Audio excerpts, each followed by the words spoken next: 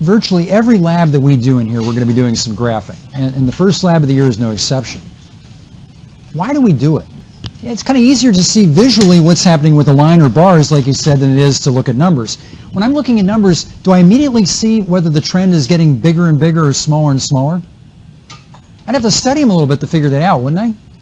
But if I look at a line, I can very quickly see whether or not that's happening. So reasons for graphing, we do it because we want to see relationships between variables. I want to see how things are related. Relationships are important, right? Not just between people, but between variables. We're looking for trends or patterns, and patterns are a lot easier to see visually than they are just by looking at numbers. So first off, take a look at this graph and tell me what's wrong with it. Yeah, there's no labels. Well, there's an X, right, and a Y, but who knows what that means, right? Now, I'm guessing the math teacher would be okay with this, wouldn't they? They like X's and Y's? Doesn't have to mean anything, does it, math? But a scientist would look at it and say, what does the X stand for? What does the Y stand for? So we always have to label axes. That's the first point to make. And when you label axes, there are two different types of variables. Anybody remember the generic name for the two types of variables in any scientific study? Yes, the independent and dependent. You remember what the difference is between them? We said the independent does its own thing, right? And the dependent is kind of a reaction to the independent. And if you like that, write it down, because that was good. I said the dependent is the one we're interested in measuring. It's going to depend on the other variable. David said it reacts to the other variable. The independent is the one that we control. So we go into the lab, we manipulate the independent. But the one we're really interested in seeing what's going to happen to it is the dependent. Dependent depends on the independent. That's, I think, the easiest way to remember it. All right, so we have to label our axes. So the one axis is always going to have one of these two variables. The other axis is always going to have the other. So now, next question is which goes where? You know, is it dependent on the y-axis and independent on the x-axis, or is it dependent on the x-axis and independent on the y-axis? And I'm going to let you click on that to tell me what you think it is. So, which variable goes on which axis, you think? Let's say we decide to put the dependent variable on the x-axis. I think that was choice number 1 up there. Let's say we're interested in doing a study of how West Nile virus is, the number of cases of it is changing as the summer progresses. That might be an interesting study, a timely study to do. So our independent variable would be the number of weeks of summer that have elapsed. Week number 1 of summer, week number 2, week 3, week 4, and so on and so forth. Our dependent variable is the number of cases of West Nile virus, right, during that particular week. So if we were to put our dependent variable on the x-axis, that was choice number 1, we'd have the number of cases of West Nile on the x-axis, and then we'd have the week number on the y-axis. Okay, that would be dependent on the x, independent on the y. Now let's see if that makes sense. The thing we really care about is the number of cases of West Nile virus. So as the weeks progress along the y-axis, if the cases increase or decrease, we're going to see the line moving either left or right, aren't we? Horizontal to the right would be an increase, horizontal to the left would be a decrease. Now here's the thing, the way the human brain works. Is it easier to think of increases and decreases as being ups and downs or side to sides? Probably ups and downs. Everybody agree with that? And that's why we don't do it the way we have diagrammed here. Right? Because if we did it that way, we'd see side to side changes. And you look at that and then you have to think about, well, okay, does that mean it's getting bigger or smaller? On the other hand, if we put the number of cases of West Nile on the y-axis, then we can watch it go up and down as time progresses. So that's something that at least half of you didn't know. So that's something you probably do want to write down. Dependent variable always goes in the y-axis. Independent variable on the x-axis. Just makes the graph easier to interpret. All right, that's the first thing. So when you label your axis, you're always going to put independent on the x-axis, along with the variable. In this case, it would have been time. But what else belongs there in the label? some kind of units. That's right. How do we measure time? Do we measure it in weeks? Do we measure it in years? Millennia? Whatever. And the units always go in parentheses. All right, so whatever the variable is along with the units. Then the same thing in the y-axis, you're going to have the dependent variable along with the units. And it really doesn't matter whether you're doing the graph by hand or on a computer. You're still going to have to figure out how to set it up like that. So let's take another example. This time, let's say we're interested in seeing how the amount of time you guys spend doing homework, web assign, let's say. We're interested in how that affects your grades. And I've often really wondered about this, what it would look like if you did plot this. And it actually wouldn't be that hard to do because WebAssign actually tracks how much time you spend. So if mom calls and say, I don't know why Johnny's getting a D in physics, and I go on and say, well, Johnny really only spent 2 minutes on that list. It's nice to be able to do that. So it does record that sort of thing. My question is this, which is the independent variable in that study? It is the time. Remember, the independent is the one that we control. You control how much time you spend doing the homework. That's the thing you manipulate. What you can't necessarily control is your grade. Right? That's going to depend on how much time you spent doing the homework. Right? So based upon that, which variable would go on the vertical or y-axis? Grade is the dependent. Dependent always goes on the y-axis because we want to see whether that grade is increasing or decreasing as the amount of time increases. So if we were actually going to plot this graph, on the x-axis, independent variable, that's our time, and we need to include units. I chose hours per week. On the y-axis is our dependent variable, that's your grade, measured in percentage. So we get all this data, we plot it. What do you think the general shape of the graph would be? Yeah, you would hope that as you do more homework, the grade comes up, right? So we're hopefully going to see that people do lots of hours of homework a week have higher grades than those with lower amounts of time. So maybe something like that? Anybody think that maybe it shouldn't be a straight line, but it should be some kind of a curve? Because I really don't think it would be a straight line based upon how studying works. And let me give you two choices there. You think it's a curve doing something like that?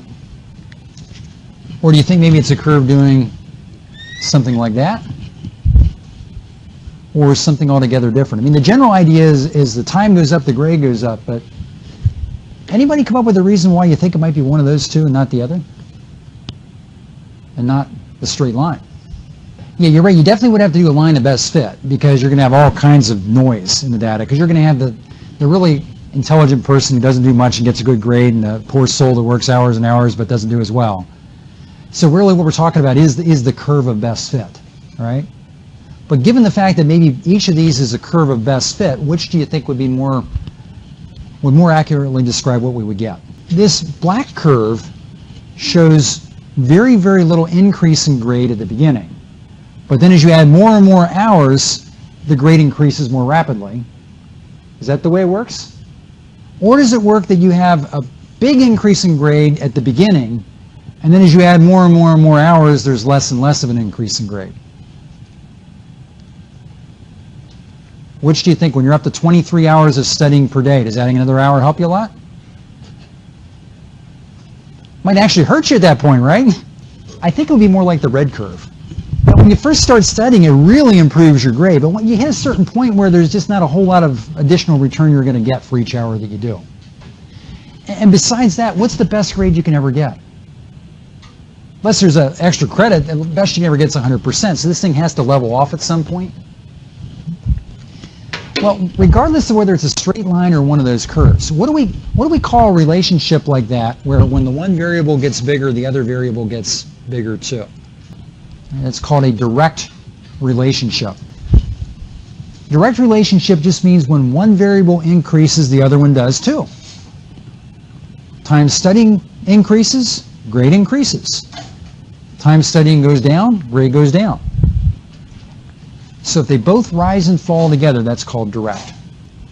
Now, many, many times, direct relationships are also linear. Linear just means a straight line. Many of the direct relationships we study in physics will be linear relationships, but not all of them. Some of them will be curves, like the ones we looked at in the board.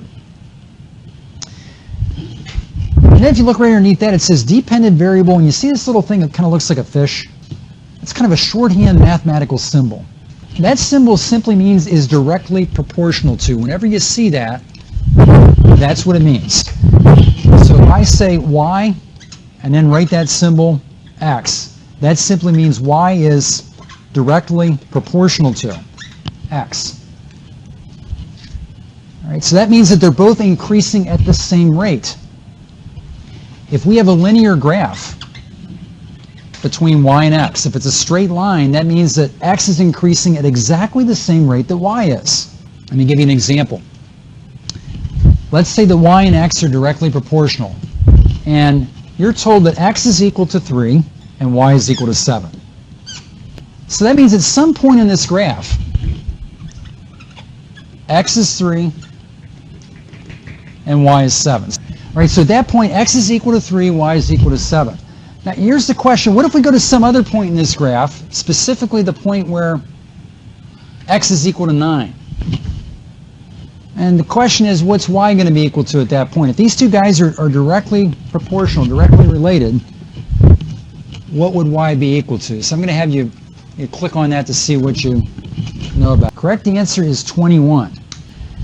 When you're looking at a direct relationship, what it means to be directly related is that whatever increase you have in the one variable, whatever ratio you have there, you have to have for the other variable. So if you go back to what x was originally 3, it increased to 9. So if you look at the ratio there, the ratio is 3 to 1. It went up 3 times.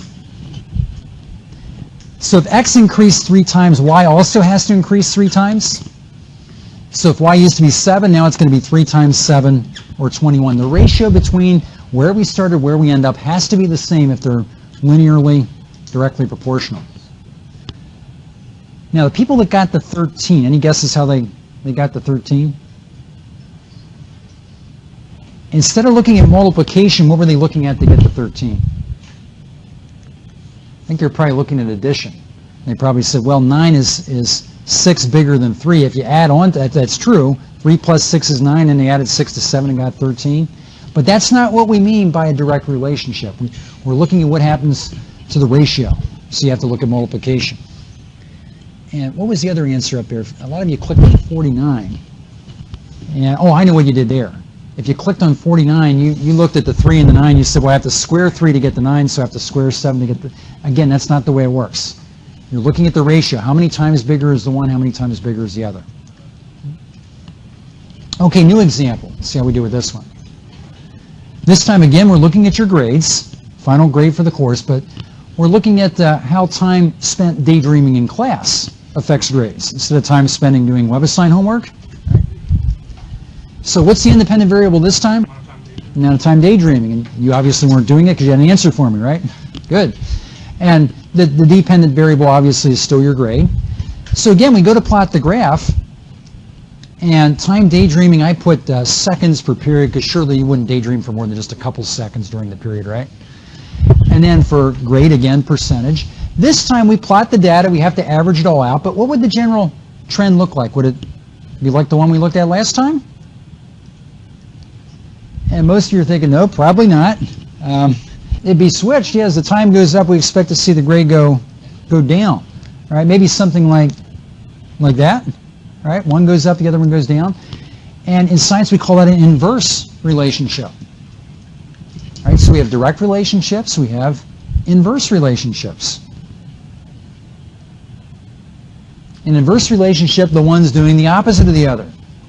As the one increases, the other one decreases. And there are lots of relationships in physics that are like that as well. Now, one of the most common types of inverse relationships we're going to hit is one that results in a hyperbola. You guys remember hyperbolas from, where is it you study that? Algebra 2? Is that where? You have those different conic sections. Remember ellipses and circles and hyperbolas, parabolas, all that kind of stuff. Remember what a hyperbola looks like? You remember that? Well, a single U kind of thing was a parabola. But a hyperbola, remember, always had the two halves. It was kind of like two U's were facing away from each other. All right, that's the shape of a hyperbola. And when that happens, we say that the dependent variable is directly proportional to, remember that's what that fish symbol stands for. The dependent variable is directly proportional to, this time, the inverse of the independent variable. So, for example, we could say that y is proportional to 1 over x. Okay, that's an inverse relationship. If we say y is proportional to 1 over x, that says y is directly proportional to the inverse of x. Or you could say it's inversely proportional to x. You know, a good example of something like that would be the equation y equals 1 over x. You know, if you make a table of values there, x's and y's, if x is 1, y would be 1. If x is 2, y is going to be a half. X is 3, y is a third, 4 a fourth, and so on and so forth. If you plotted that, if you plotted y versus x, as x gets bigger, can you see what's happening to y? It's getting smaller and smaller and smaller, and actually plots as something that looks like that. Now you look at that and you say, well, that's not a hyperbola. A hyperbola is supposed to have 2 pieces, isn't it? 2 of those things? Well, I just didn't bother to draw the other one. All right, where would the other half of it be? See, in terms of mathematical quadrants, right, I only drew which of the 4 quadrants there? Yeah, quadrant 1. I mean, ordinarily in math class you draw your axes like that, don't you? So all I did was to draw this half of the hyperbola. The other half would be in which quadrant? Down here in quadrant 3, the other half would be down here. Now, ordinarily in physics, we're not going to be so concerned about that one, because what's true about all the values down in quadrant 3? They're negative numbers, and most of the things we study are going to be positive. So ordinarily, when we're talking about inverse relationships, it's that quadrant 1 part of the hyperbola we're going to be talking about. Right? That's the most common type of indirect relationship we're going to be studying. There are others, but that's the most common. So again, let's take an example and make sure you understand how this works. Y and x are inversely related. Let's say that initially x is equal to 3 and y is equal to 15. Right, those are our initial values. And let's say x again increases to 9. So x goes from 3 to 9. What happens to y? Answer in there. And it looks like I did catch some of you with the 45. The 45 answer would be true if they were directly related. X got 3 times bigger, so what some of you did was to make y 3 times bigger. 3 times 15 is 45. But we said they're inversely related, which means that if x gets 3 times bigger, y has to get 3 times smaller. And there's actually a better way of putting that. 3 times smaller, that's more technically we would say it's what fraction is big. 1/3 is big. Yeah, that's the way to think about it. 1/3 is large. So if y used to be 9, now y is y used to be 15 rather. Now y is 1/3 of that. 1/3 of that is 5, which is what most of you got. Slight majority of you got that. But let's look at it and make sure you understand. The first thing is to realize the ratio here is 3 to 1. In other words, x got bigger by 3 times. But now since it's an inverse relationship, y isn't going to get bigger by 3 times, it's going to get bigger by 1/3 times. We're taking the inverse of the 3. And 1/3 of 15 gives you 5. So the ratio of the x's is 3 to 1, the ratio of the y's is 1 to 3. That's what we mean by an inverse relationship.